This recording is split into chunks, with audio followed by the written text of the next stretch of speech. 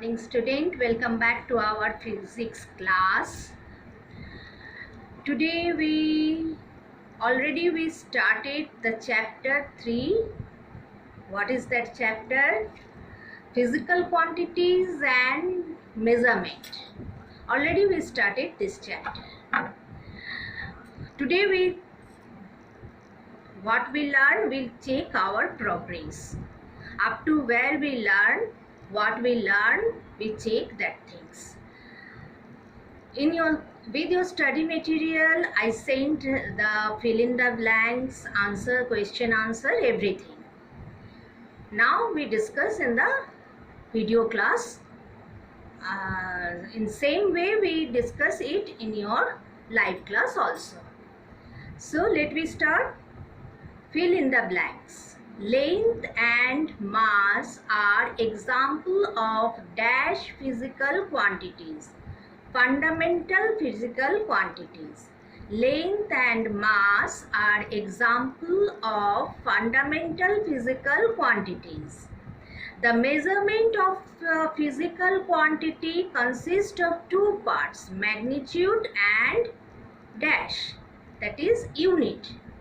So the measurement of a physical quantity consists of two parts, magnitude and unit. Next, a foot consists of 12 inches. The unit of temperature in the SI system is Kelvin.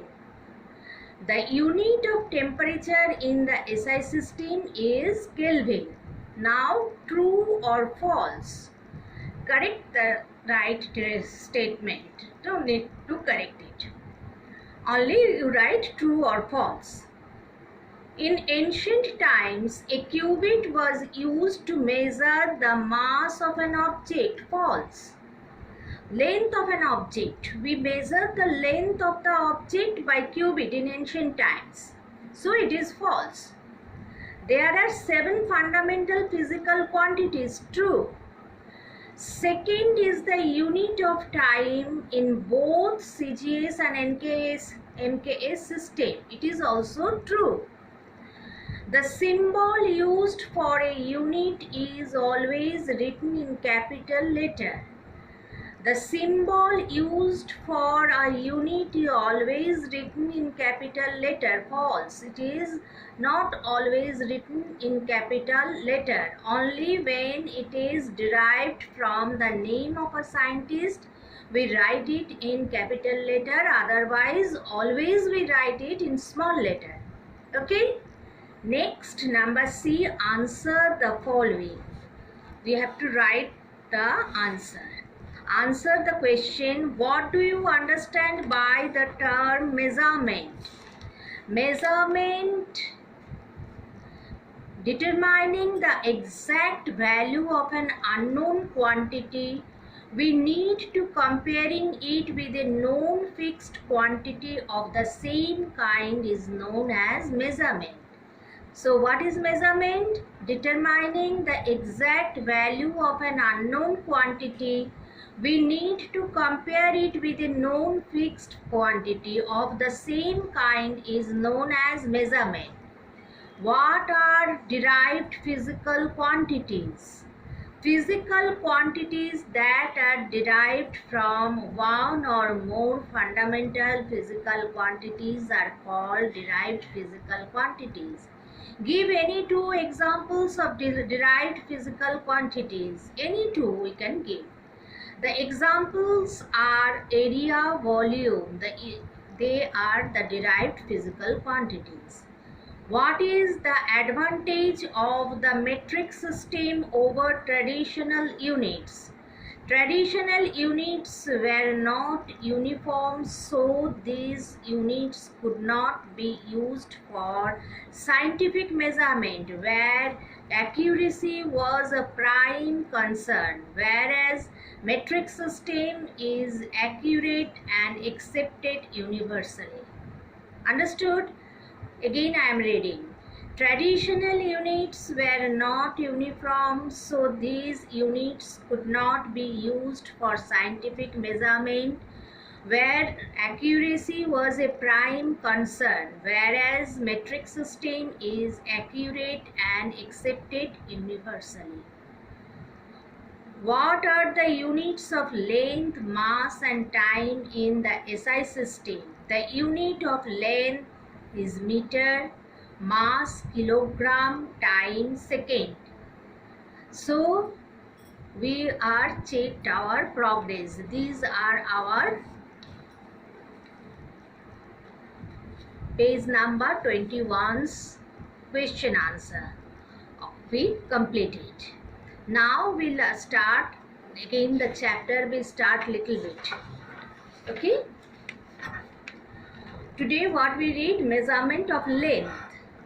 What is length? Length is defined as the straight line distance between 2 points. Length is defined as the straight line distance between 2 points.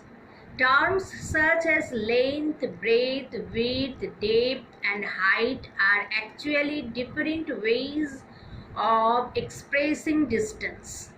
All are the distance. We are expressing the distance in different way. You know that the SI unit of length is meter and it is denoted by the letter small m. In order to ensure the consistency of the length of a meter throughout the world, the standard meter is taken as the length between from here. The standard meter is taken as the length between 2 marks on a platinum iridium bar kept at 0 degrees centigrade in the International Bureau of Weight and Measures as serves near Paris in France. Up to here. In between that, there is the word meter is derived from the Greek word metron, M-E-T-R-O-N, which means to measure.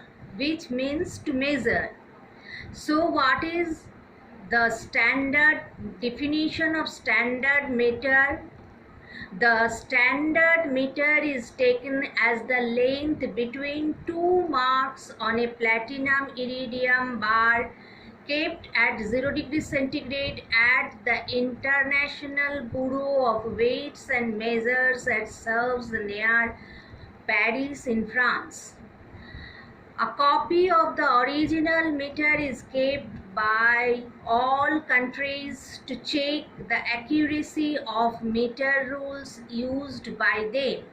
In India, the standard meter is kept at the International Physical Laboratory in Delhi. So each and every country we are keeping the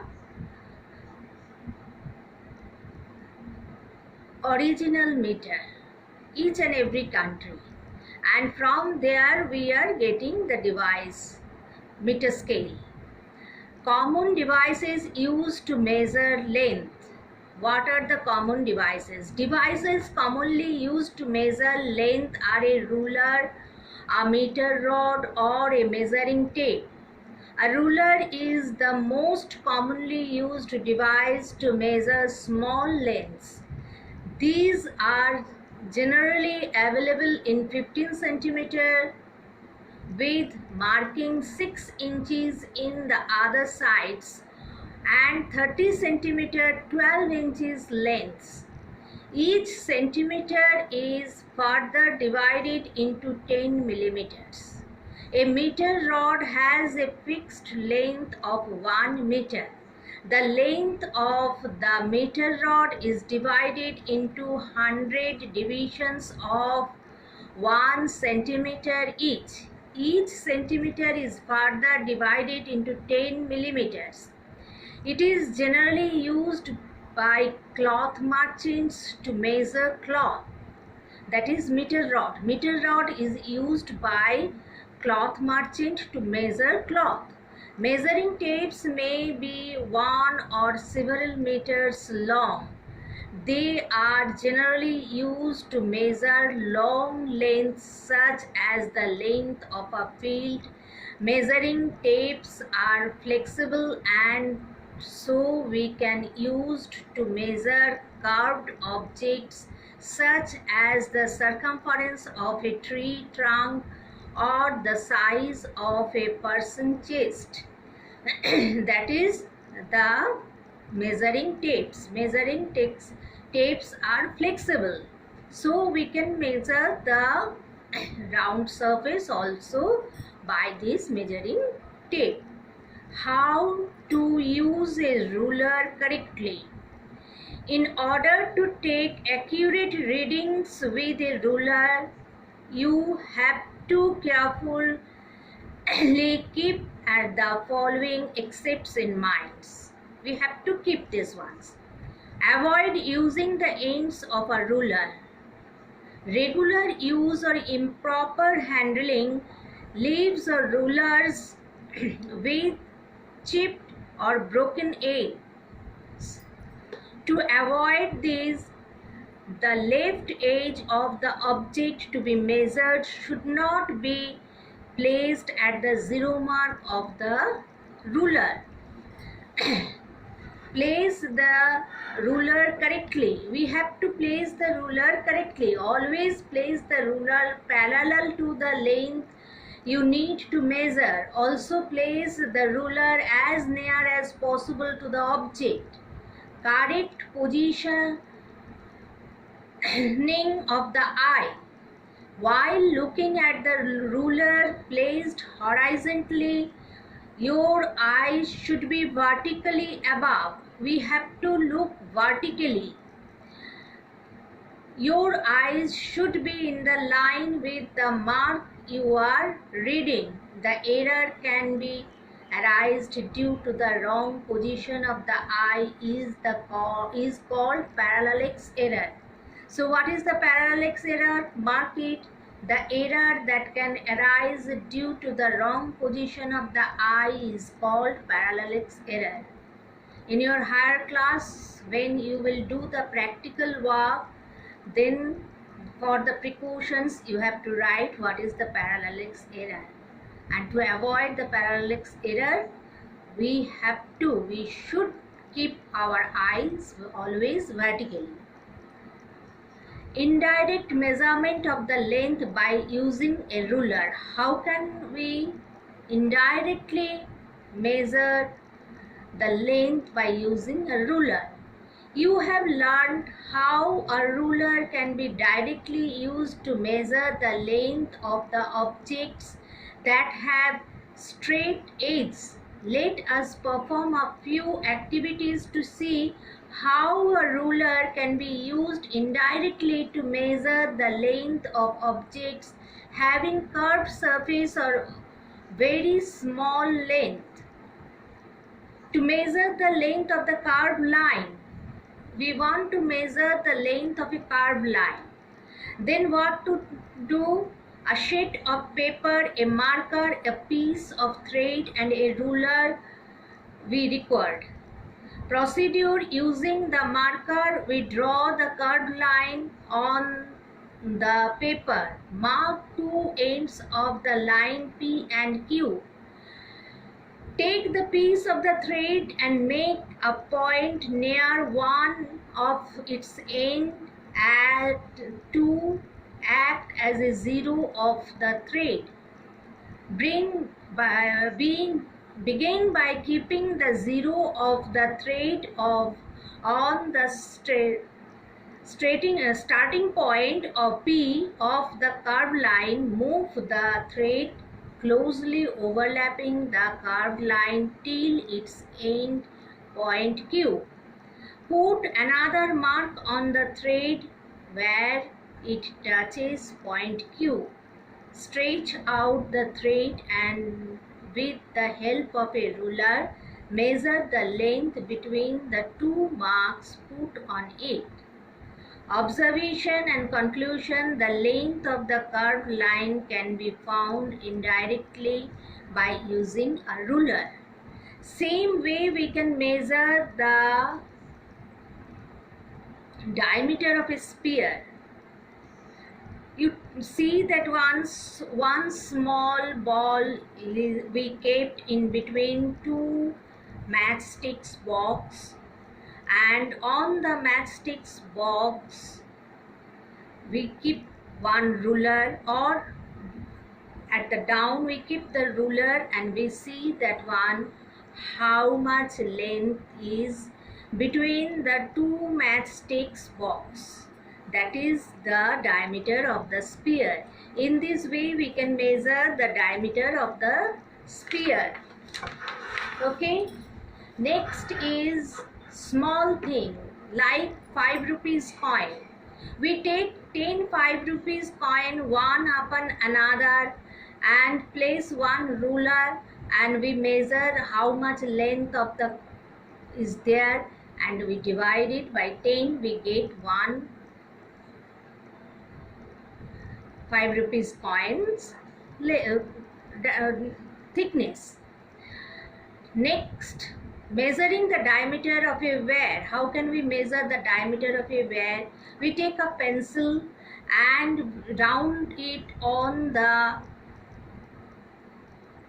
pencil that wire. 10 rounds are there. We measure by a ruler and divide by 10. We get the diameter of the wire. Like this way you can do these experiments at home. You can see that once you enjoy that one, whatever you learn, you can do this once. This is not harmful. You can practice this one. Okay. So up to this today what we learn, we check our progress. We learn the question answer. Then we learn the measurement of length. SI unit of length. How can we measure correctly? What precautions we are taking when we measure the length directly by a ruler? What type of ruler we are using? These things we are learn, and then we are doing some small experiment. Whatever you like, you can do it. You can see that once you enjoy with this study. Okay, so today up to this. Bye bye.